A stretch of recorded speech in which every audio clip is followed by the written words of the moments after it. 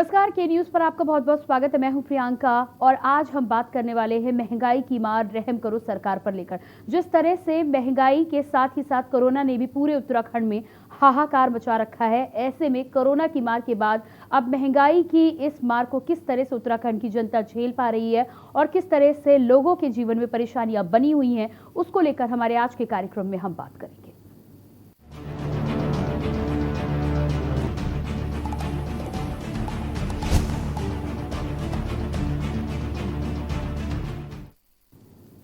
देश की जनता एक तरफ कोरोना महामारी से लड़ रही है तो वहीं दूसरी ओर महंगाई भी आम जन की कमर तोड़ने का काम कर रही है।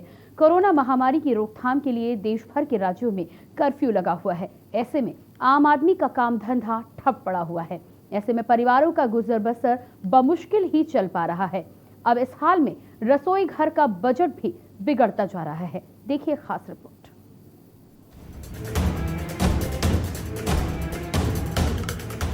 कोरोना काल में आम आदमी दोहरी मार झेल रहा है। एक रोजी रोटी के साधन बंद पड़े हैं तो वहीं दूसरी ओर बढ़ती महंगाई ने कमर तोड़ रखी है। सरकारें कोरोना महामारी का हवाला देते हुए घरों में रहने की सलाह दे रही हैं, लेकिन इस कठिन समय में सरकार आम आदमी को कोई भी राहत देने में असमर्थ है। इस वक्त बाजारों में राशन की कीमतें आसमान छू रही हैं। पहले रिफाइंड तेल की कीमत 90 रुपए होती थी, लेकिन अब ये कीमत 180 से 200 तक पहुँच गई है। सरसों का तेल की कीमत भी 100 रुपए से 200 रुपए तक जा पहुंची है।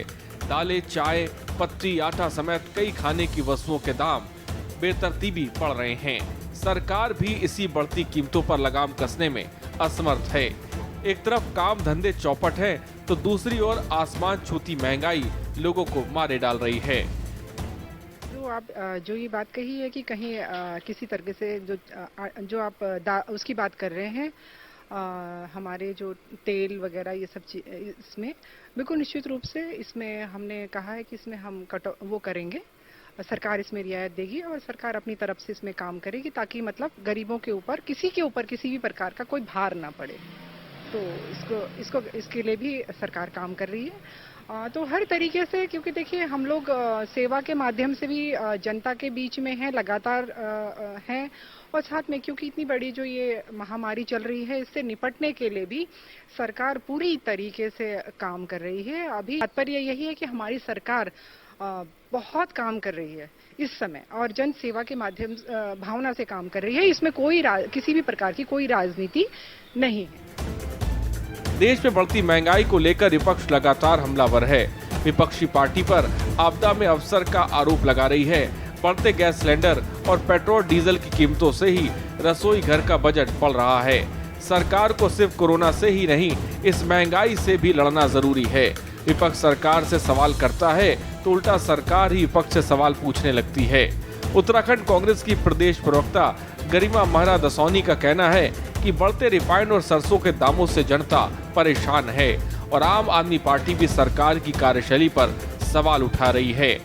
केंद्र सरकार जिस तरह से लगातार पिछले 3 महीनों से पेट्रोल डीजल के दामों में वृद्धि करते चली जा रही है और लगभग अब सारे राज्यों में 100 पार कर गया है पेट्रोल, डीजल 91-92 पहुंच गया है, उससे सारी जो उपभोग की वस्तुएं हैं उसमें असर पड़ रहा है। और जिस तरह से यहाँ पर कालाबाजारी हो रही है, फल में, सब्जी में, बाकी सामानों में, आवश्यक वस्तुओं में कालाबाजारी हो रही है। जो 50 रुपए का सामान है वो 80 रुपए में मिल रहा है, एक कीवी 40 रुपए में मिल रही है, नींबू आप देख लीजिए 20-20 रुपए का एक पीस मिल रहा है। तो कहीं ना कहीं सरकारों को इस पर भी रोक लगानी है। आपने सिर्फ कोरोना महामारी को सोच लिया और वहां भी आप विफल साबित हो रहे हैं, और इधर तो आप बिल्कुल ही गरीब आदमी एक तो महामारी की वजह से अवसादग्रस्त है, वो बिल्कुल हताश और निराश है। वहीं दूसरी ओर महंगाई ने उसके जो रसोई का बजट बिगाड़ा है। आपने गैस पहुंचा दी 9,500 रुपया।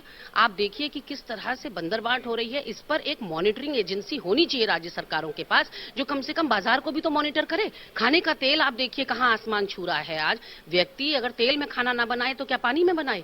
ऐसे में लगातार हम लोग आवाज उठा रहे हैं। राज्य सरकार गूंगी बहरी बनी हुई है। हमारे देश की गिरती हुई अर्थव्यवस्था और बढ़ती हुई महंगाई, सरकार अपनी तरह से तमाम दावे करती है कि हम इस महंगाई को रोक लेंगे और ये महंगाई बहुत टेम्परेरी है, लेकिन आज आप देखिए कि 200 रुपए किलो में हमारे जो तेल है, खाने का तेल, वो 200 रुपए किलो में बिक रहा है, और पेट्रोल जो है जिसको डेली हम लोग यूज करते हैं अपनी गाड़ियों में, वो 100 रुपए के पार हो चुका है। ऐसे में जबकि 97% भारतीयों की, ये मैं नहीं कह रही हूँ, हमारा सर्वे कहता है कि 97% भारतीयों की आमदनी में कहीं ना कहीं गिरावट आई है। ऐसे में ये बढ़ती हुई महंगाई, अगर सरकार इस महंगाई पर लगाम नहीं लगा पाएगी तो मैं समझती हूँ कि भारतीय मध्य वर्ग और भारत का जो निम्न मध्य वर्ग है उसकी कमर बिल्कुल टूट जाएगी। आज चाहे केंद्र हो या राज्य सरकार, सभी आम आदमी से सहयोग की अपील कर रही हैं, लेकिन आम आदमी को राहत के नाम पर सरकारें सिर्फ वादा कर रही हैं। स्पेशल डेस्क के न्यूज। तो आज हम बात करने वाले हैं महंगाई की मार रहम करो सरकार को लेकर। जिस तरह से लगातार उत्तराखंड में महंगाई की मार जनता के ऊपर पड़ रही है, ऐसे में जनता दोराहे पर खड़ी है। एक तरफ कोरोना जैसी बीमारी और महामारी को झेल रही है, दूसरी तरफ आय के स्रोत कम होने के बावजूद भी महंगाई जिस तरह का असर जीवन पर डाल रही है, ऐसे में लोगों के सामने मुसीबत है और रास्ता नजर नहीं आ रहा। सरकारों को यहाँ पर कुछ ना कुछ जरूर करना चाहिए आम आदमी को राहत देने के लिए। हम बातचीत करेंगे और हमारे साथ चर्चा करने के लिए एक पैनल जुड़ेगा। सुनीता विद्यार्थी जी, प्रवक्ता भाजपा, हमारे साथ जुड़ी हैं। आपका बहुत बहुत स्वागत है कार्यक्रम में। इसके अलावा उमा सिसोदिया, प्रवक्ता, आप हमारे साथ जुड़ी हुई हैं। आपका भी बहुत बहुत स्वागत है कार्यक्रम में। प्रतिमा सिंह, प्रवक्ता कांग्रेस, हमारे साथ जुड़ी हुई हैं। आपका भी बहुत बहुत स्वागत है कार्यक्रम में। सबसे पहले सुनीता विद्यार्थी जी, आपके पास ही आऊंगी। जिस तरह की महंगाई लगातार आगे बढ़ती जा रही है, एक तो कोरोना महामारी से व्यक्ति पहले से ही त्रस्त है और ऐसे में अब ये बात साफ हो चुकी है कि कोरोना महामारी के चलते पिछले 1.5-2 साल से लगभग लोगों की रोजी रोटी जो है वो या तो आधी हुई है या पूरी तरह से ठप हो गई है। ऐसे में यदि सरकारें महंगाई पर भी रोक नहीं लगाएंगी तो जनता किस तरह से अपने भोजन की व्यवस्था करेगी? जी देखिए, बताना चाहती हूँ कि राज्य सरकार जो है इस वक्त बहुत सारी चुनौतियों से लगातार जूझ रही है और चुनौतियों को पार करने में भी सक्षम हुई है। तो जहां तक महंगाई का जो अभी मुद्दा आया है, महंगाई तो देखिए पर्टिकुलरली कहीं पे ऐसा नहीं है कि सरकार के माध्यम से महंगाई हो गई। कहीं कहीं पे जो दुकानों में जिस प्रकार से हमारे कुछ लोगों ने रेट बढ़ाए हैं, वो चीजें देखने वाली हैं और उस पे काफी हद तक अभी हमारे जिला अधिकारी और जो नोडल ऑफिसर बने हैं उनका भी साफ तौर पे ये निर्देश और दिशा निर्देश उनको मिल चुके हैं कि इस प्रकार से मुंह मांगी कीमत ना रखें और जिस प्रकार से पहले कीमतें थी वहीं तक आए। और राज्य सरकार ने अपनी सूची भी बना के दी है कि फलों का रेट ये होगा, सब्जियों का ये होगा, उसी प्रकार से राशन जो है वो भी आपको उसी रेट में मिल रहा है। लेकिन कहीं पे ये जो समस्या आ रही है इसके लिए निश्चित रूप से समाधान होगा। और देखिए इस वक्त जो पूरे देश में जहां मैं बात करूं कि प्रत्येक बजट जो है वो इस वक्त डगमगाए हुए हैं और हम लोगों का जो मेन फोकस है वो ये है कि हम लोग इस कोरोना महामारी से पहले प्रदेश को बचाएं, पहले इन आंकड़ों से हम निपटें, उसके बाद ये जो चीजें हैं, महंगाई है, रोजगार है, निश्चित रूप से राज्य सरकार इसके लिए लगी हुई है, कार्य कर रही है और आगे भी आप आने वाले समय में देखिएगा कि बहुत सारे परिवर्तन होंगे। बहुत सारी योजनाओं से प्रत्येक जनपदों को जो है इस वक्त लाभान्वित किया जा रहा है, चाहे वो सिंचाई से रिलेटेड हो, चाहे वो हमारे पेयजल से रिलेटेड हो, चाहे हमारे कंस्ट्रक्शन से रिलेटेड है, इंफ्रास्ट्रक्चर है, SDG है, बहुत सारी चीजें हैं जिसमें राज्य लगातार काम कर रही है। जी सुनीता जी, यहाँ पर आपने आश्वासन तो दिया है, लेकिन मात्र आश्वासन से जनता के घर में भोजन नहीं पकेगा। आपका ठीक कहना है, कोरोना को लेकर आंकड़ों को लेकर यहाँ पर निपटना, महामारी से जूझना इस समय तमाम सरकारों की ये चुनौती बनी हुई है। लेकिन कोरोना के साथ ही साथ चुनौती उन आम जनों के पास भी है जिनके पास पैसे नहीं है। ऐसे में महंगाई यदि बढ़ती है तो वो किस तरह से भोजन की व्यवस्था करेंगे? तो क्या आपको नहीं लगता कि यहाँ पर अधिकारियों को साथ ही साथ इस बात के निर्देश भी दिए जाने चाहिए कि जहां पर भी इस तरह की घटनाएं हो रही हैं, जहां पर कीमत से अधिक वसूला जा रहा है, वहां की मॉनिटरिंग की जानी चाहिए और लोगों पर नकेल कसे जाने की आवश्यकता है? बिल्कुल बिल्कुल, देखिए इसमें लगातार हमारी जो टीम है वो लगातार समीक्षा कर रही है, जानकारियां ले रहे हैं। इवन खुद माननीय मुख्यमंत्री जी खुद हॉस्पिटल्स की मैं अगर बात कहूँ तो अब प्रत्येक हॉस्पिटलों में किस प्रकार से मरीजों को खाना दिया जा रहा है, स्वच्छता का ध्यान रखा जा रहा है कि नहीं रखा जा रहा है। चिकित्सकों को स्पेशल उन्होंने ये हिदायत दी है कि कहीं पे भी हमारे मरीजों को, हमारे लोगों को किसी भी असुविधा का सामना ना करना पड़े। और जहां तक अभी जो बात आप कह रहे हैं, जिस प्रकार से अभी विपक्ष ने भी अपनी बात रखी कि ये महंगा हो गया, वो महंगा हो गया, इनके टाइम में तो देखिए आप खुद गवाह है, इतिहास बताता है कि इनके टाइम में तो बिना कोरोना के ही। जी सुनीता जी, पिछले काल की हम बात नहीं करेंगे, हम इस समय की बात कर रहे हैं, जनता की बात कर रहे हैं। जनता एक तो कोरोना की मार से पहले ही त्रस्त है, ऐसे में महंगाई इस समय कमर तोड़ने का काम कर रही है। हम आज के हालातों की बात कर रहे हैं, पहले क्या होता था इसकी बात अभी हम नहीं करेंगे, आपके पास वापस आएंगे। इसी बीच में हमारे साथ प्रतिमा सिंह भी बनी हुई है। प्रतिमा जी, क्या कहना चाहेंगी आप? आश्वासन तो यहाँ पर बहुत मिल रहे हैं, लेकिन आम आदमी को कैसे राहत मिले?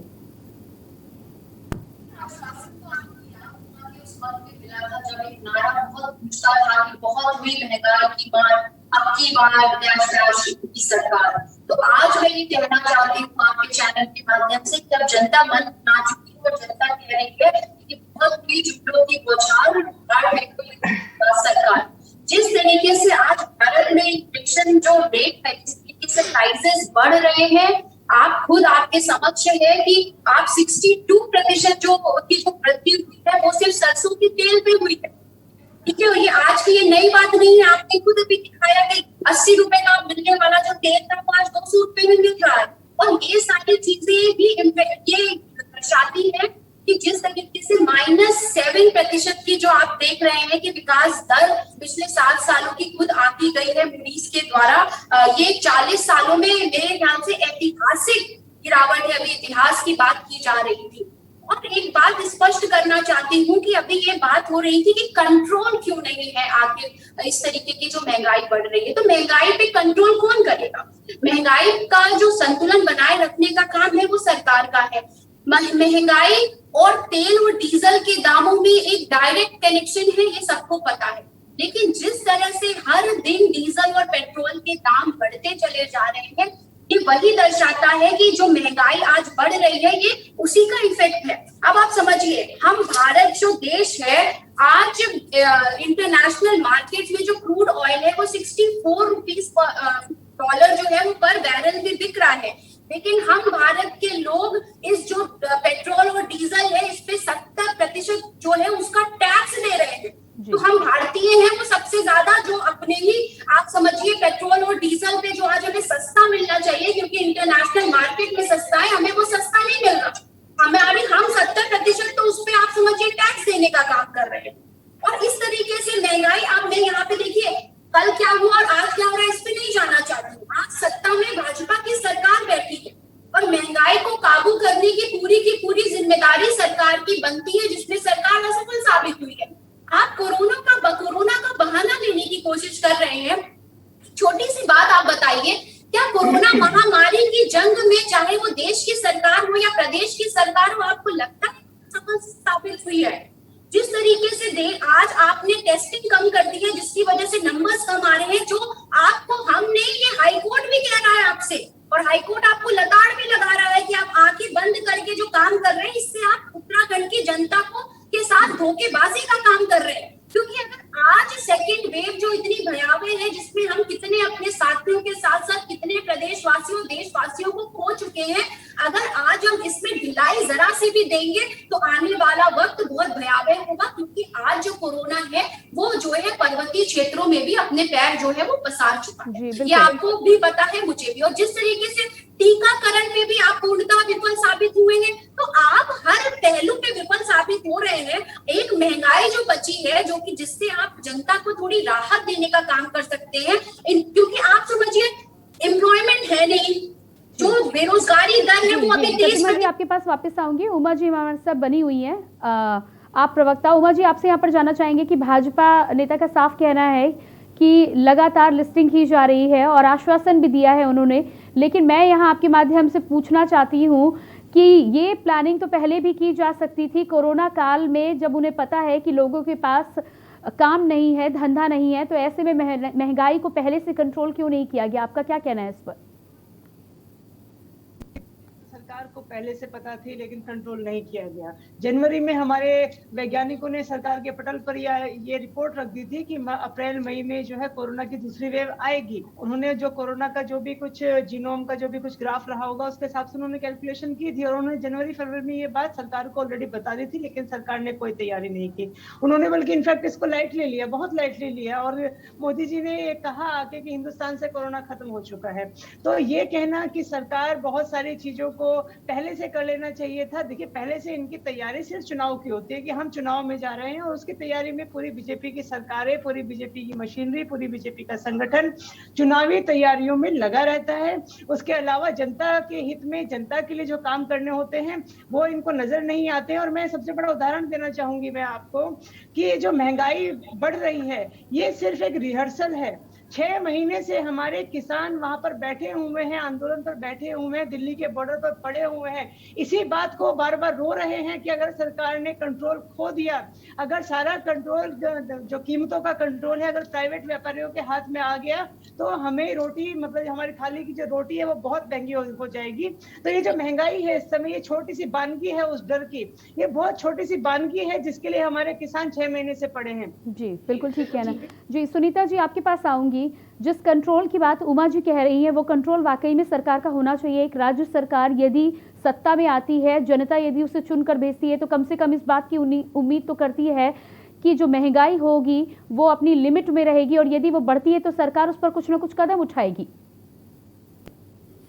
देखिए, जैसे कि अभी कांग्रेस विपक्ष ने ये आरोप लगाया कि जनता मन बना चुकी है कि हमारे साथ जो है जनता खड़ी है, तो इनके ऑफिस के अगल बगल आप देखिएगा ये पूरी कांग्रेस पार्टी जो है सारा दिन ऑफिस में रहती है और अगल बगल इनके कोई नहीं होता है, ये फील्ड में है ही नहीं। कोरोना चल रहा है ना, कोरोना का टाइम है ना, लोगों की हेल्थ ज्यादा इम्पोर्टेंट है, इसलिए जी प्रतिमा जी आपके पास वापस आऊंगी मैं। सुनीता जी को अपनी बात खत्म कर लें दीजिए। जी सुनीता जी, आप अपनी बात पूरी करें। तो देखिए, जो जनता का मन पढ़ने वाली भारतीय जनता पार्टी है और आज गांव-गांव जाकर वर्गों को आज सपोर्ट कर रही है और हमारी जिम्मेदारी है, हम ये किसी पे टाल नहीं सकते। विपक्ष तो अपनी निराधार आरोप लगाता रहेगा, बातें करता रहेगा जो जिनका कोई आधार नहीं है, लेकिन जहां वैक्सीनेशन का इन्होंने अभी आरोप लगाया तो इनके केंद्र जो कांग्रेस शासित प्रदेश है वहां का जरा ये मुझे ब्यौरा बताएं कि वहां क्या वहां पे कोरोना संक्रमण से किसी की डेथ नहीं हुई? क्या वहां पे सारी सुविधाएं दे दी गई? क्या मुझे मौका दीजिए जवाब देने का प्लीज। जनता का मूल अधिकार था जहां पे वैक्सीनेशन लगाना बहुत ज्यादा जरूरी था, उसकी खेप इन्होंने किस तरीके से नदियों में, क्या इनके काली करतूतें देख रही है? प्लीज मुझे दीजिए जी प्रतिमा जी आपके पास आऊंगी। जी सुनीता जी आप अपनी बात कम शब्दों में खत्म करिए, एक ब्रेक पर जाना है मुझे और उसके बाद वापस आऊंगी। जी जो भी सिसोदिया बहन जी ने बात रखी कि मोदी जी ने ये कहा कि भारत देश से जो है कोरोना चला गया। अरे भाई, कौन सी दुनिया में कौन से सपने लेते हो आप? आपको हर बात पे मोदी जी का विरोध ही करना है। कब कहा मोदी जी ने कि भारत से खत्म हो गया कोरोना? लगातार मोदी जी जी सुनीता जी आपको यहाँ पर रोकूंगी। उमा जी आपके पास भी आऊंगी, प्रतिमा जी आपके पास भी आऊंगी, लेकिन यहाँ पर एक छोटे से ब्रेक के लिए हम रुक रहे हैं। अपने दर्शकों को लगातार बता दें कि जिस तरह से कोरोना की मार के बाद अब महंगाई की मार उत्तराखंड की जनता झेल रही है, ऐसे में क्या कुछ निकल कर आता है, सरकारें इस पर क्या कदम उठाती हैं, ये आने वाला समय बताएगा। इस पर हम चर्चा कर रहे हैं, लेकिन फिलहाल रुकेंगे एक छोटे से ब्रेक के लिए।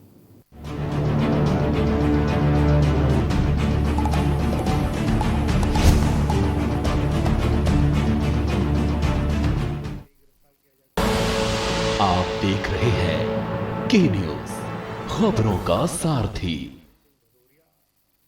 जुबान के लिए उड़ चला गैरों की ज़मीं पर, खुशबू अपने पन की ढूंढता।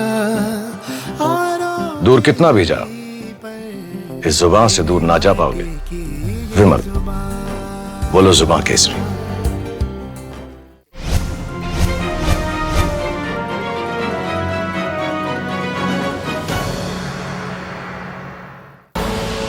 आप देख रहे हैं के न्यूज, खबरों का सारथी।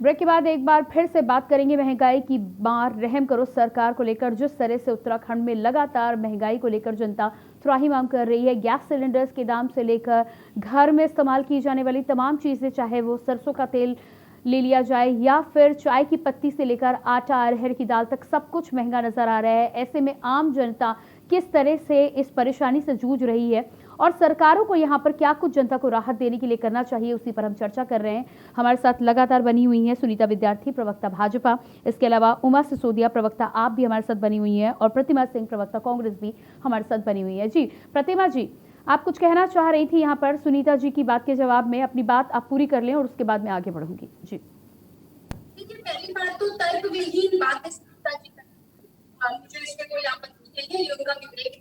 दूसरी बात, नदियों में बहती हुई वैक्सीन नजर आ गई। समझिए, नदियों में बहती हुई वैक्सीन के डोजेस भारतीय जनता पार्टी को दिख रहे हैं, जो कि किसी मीडिया को नहीं दिखे। लेकिन हर मीडिया जो चीख चीख के दिखाती रही कि गंगा नदी में किस तरीके से लाशें बह रही हैं, गंगा नदी के किनारे किस तरीके से लाशें दबल हैं, और जिन लोगों को अंतिम संस्कार जो जी प्रतिमा जी महंगाई पर आज हम बात कर रहे हैं, बेहतर होगा कि आप उसी मुद्दे पर भाजपा से बात करें। जी आपने उसी मुद्दे पे आ रही है। अब आप समझिए महंगाई का जो कंट्रोल करना होता है वो सरकार के हाथ में होता है। मैं आपको पहले ही बता चुकी हूँ। आज महंगाई से ज्यादा जरूरी 20,000 करोड़ का सेंट्रल विस्टा प्रोजेक्ट है। उच्चतम न्यायालय जो दिल्ली में बैठता है, इसका ज्ञान इनके पास नहीं होगा। उच्चतम न्यायालय तक ये कह रहा है, सरकार से सवाल पूछ रहा है कि आप अपने बजट में जो 35,000 करोड़ आवंटित किए थे टीकों के लिए, वो कहाँ है? उच्चतम न्यायालय केंद्र से कहता है कि आप जागिए अपनी नींद से और देखिए आपके भारत देश में क्या हो रहा है। लोग भूख से मर रहे हैं, तड़प रहे हैं, लेकिन इन्हें ये नजर नहीं आ रहा। अगर मैं हंगर इंडेक्स की बात करूं तो 2020 में हंगर इंडेक्स में भारत कितने नंबर पे था ये नहीं बता पाएंगी। भारत 94th नंबर पे था, और वो भी कितने देश में पता है आपको? उसमें 107 देशों में भारत 94 नंबर पे था। तो अगर किसी के पास खाने की कमी नहीं है, अगर सब कुछ ठीक है, महंगाई नहीं है, तो लोग क्यों मर रहे हैं? महंगाई से त्राहिमाम क्यों कर रहे हैं भाई? जनता नहीं है। महंगाई की बात करें तो आपके समय में कितनी महंगाई थी? आज सब्सिडी के साथ आज क्या हो रहा है उसके जिम्मेदार जी सुनीता जी आपको भी मौका दूंगी। प्रतिमा जी आपके पास भी आऊंगी। उमा जी आप अपनी बात रखें। यहाँ पर भाजपा का लगातार कहना है कि सरकार की जिम्मेदारी है, सरकार उस पर काम करेगी, लेकिन उसके साथ ही साथ कुछ वक्त यहाँ पर देना होगा। सरकार लगातार जनता की राहत के लिए काम करेगी। देखिए, मैंने अभी पहले भी कहा कि सरकार ने जिस तरह से आवश्यक वस्तु अधिनियम को हटा दिया है, ये वाकई में हिंदुस्तान के लिए बहुत काला कदम है। जिस तरीके से इस समय कोरोना टाइम में महंगाई बढ़ रही है और सरकार कंट्रोल नहीं कर पा रही है, जब काला बाजारी जो फूड की जो स्टोरेज है, आवश्यक वस्तुओं की जो स्टोरेज है, जब लीगल हो जाएगी, जायज हो जाएगी, तो आप उस महंगाई की कल्पना भी नहीं कर पा रहे हैं इस समय। अभी तो हम सिर्फ 200 रुपए किलो का हम लोगों ने तेल लिया है। जब तेल को आर्टिफिशियली रूप से मार्केट से उसको हटा दिया जाएगा, मार्केट में डेफिशिएंसी आ जाएगी, तब आप 1,000 रुपए किलो का तेल भी खरीदने के लिए मजबूर होंगे। ये मैं दावे के साथ कह सकती हूँ, क्योंकि सरकार का कंट्रोल ही नहीं रहेगा। तो आज इस समय इस हालत में जब हमारे पास राज्य सरकार है, केंद्र सरकार है, तो ये कहीं ना कहीं सरकार की पूरी तरह से जिम्मेदारी बन जाती है कि वो महंगाई पर कंट्रोल करे। क्योंकि बार बार सिर्फ कोरोना का बहाना लेकर अपने मैनेजमेंट को देखिए, हमारे देश में किसी चीज की कमी नहीं है। हमारे यहाँ सब कुछ बहुत बहुतायत में पैदा होता है। अगर कमी है तो सिर्फ मैनेजमेंट की कमी है। हम उसको सही तरीके से जनता तक उन चीजों को नहीं पहुंचा पा रहे हैं। ये हमारे देश की सबसे बड़ी प्रॉब्लम है। तो मैं समझती हूँ कि केंद्र सरकार को, राज्य सरकारों को बहुत युद्ध स्तर पर इस महंगाई को कंट्रोल करने के लिए काम करना होगा। अन्यथा जो जनता है उसकी कमर तो पहले ही बेरोजगारी ने और कोरोना के इस लॉकडाउन ने तोड़ रखी है। अब ये महंगाई जो है वो उसको बिल्कुल मार डालेगी। सुनीता जी आपके पास आऊंगी। जिस तरह से लॉकडाउन के समय में भी किसानों ने रिकॉर्ड उत्पादन किया है पूरे भारतवर्ष में, मोदी जी ने इस बात में खुद किसानों की प्रशंसा की है। ऐसे में ये हम लोगों ने भी देखा है, इतिहास भी इस बात का गवाह है कि यहाँ पर भारतवर्ष में प्याज और टमाटर को लेकर सरकारें भी गिर चुकी हैं। यदि जनता के लिए नहीं तो आगामी 2022 के चुनाव के लिए यदि कहीं महंगाई पे ध्यान नहीं दिया गया तो ये आपकी पार्टी के लिए भी खतरा हो सकता है। जी देखिए, हमारी केंद्र सरकार और राज्य सरकार की जो आज प्रायोरिटी है वो ये है कि प्रत्येक व्यक्ति के घर में चूल्हा जले और कोई भी हमारे भाई बंधु जो है वो भूखे ना सोए। तो इसी धारणा के आधार पर राज्य सरकार जो है बहुत सारी योजनाएं जनता के लिए चला रही है और उन्हें उससे लाभान्वित किया जा रहा है। जहां तक विपक्ष के आरोप हैं और निराधार बातें हैं, तो वो तो आप योजनाओं के नाम पर जी प्रतिमा जी आपके पास आऊंगी, सुनीता जी को अपनी बात पूरी कर लेंगे, आपका मौका दूंगी मैं। जी सुनीता जी अपनी बात पूरी करें आप। किसको सुननी है योजनाओं के बारे में? मुझे सुनना है डॉक्टर प्रतिमा सिंह की बात, जो लाभ ले चुके हैं पूछ रहे हैं ये बात कि आज की योजनाएं जो गरीबों के लिए चला रही है आप कितने लोगों को अनाज दिया? जी प्रतिमा जी सुनीता जी को अपनी बात पूरी करने दीजिए, आपके पास मैं आऊंगी उसके बाद। जी सुनीता जी अपनी बात पूरी करें आप। टाइम वेस्ट करना होता है। अरे योजनाओं के नाम ही तो पूछ रही हूँ, टाइम क्या वेस्ट कर रही है? प्रतिमा जी डिबेट की गरिमा को बनाए रखें, आपके पास भी आऊंगी। सुनीता जी अपनी बात आप जल्दी खत्म करें, उसके बाद मैं प्रतिमा जी के पास जाऊंगी। जी हमारी सरकार का, भारतीय जनता पार्टी का जो फोकस है वो हमारा ये है कि हमारे उत्तराखंड राज्य में कोई भी व्यक्ति भूखा ना सोए, हर प्रकार से सभी लोगों को सारी सुविधाओं की व्यवस्था की जाए। और जहां तक महंगाई की आप बात कर रहे हैं, देखिए जब इस तरीके की महामारी किसी भी जगह पे आती है कभी भी, तो कई बार तो थोड़ा बहुत जो मैनेजमेंट होता है वो डगमगाता है, लेकिन इसका मतलब ये कतई नहीं है। जनता से मेरी अपील है, धैर्य रखें, सब चीजें सामान्य होंगी। देखिए जहां पे कालाबाजारी की अभी बात हुई तो निश्चित रूप से उस पे हमारे अधिकारियों ने बहुत भयंकर तरीके से उनको लगाड़ा है, बहुत उनके लिए साफ तौर पे ये बोल दिया गया है कि आपकी ये दुकानें जो है बंद कर दी जाएंगी अगर इसी तरीके का आपका रवैया रहता है। तो ऐसा नहीं है, राज्य सरकार पूरी कड़ाई के साथ काम कर रही है और जनता को लाभ दिलवा रही है। ठीक है सुनीता जी। प्रतिमा जी एक ब्रेक के बाद आपसे बात करूंगी मैं, फिलहाल रुकिएगा एक ब्रेक के लिए। यहाँ अपने दर्शकों को लगातार बता दें कि महंगाई को लेकर हम आज उत्तराखंड राज्य के संबंध में चर्चा कर रहे हैं। जिस तरह से लगातार महंगाई बढ़ रही है, राज्य सरकारें लगातार आश्वासन दे रही है, लेकिन क्या कुछ होगा और कब इसको लेकर कदम उठाया जाएगा, यह आगे आने वाला समय ही बताएगा। रुकते एक छोटे से ब्रेक के लिए, जल्द वापस लौटते हैं।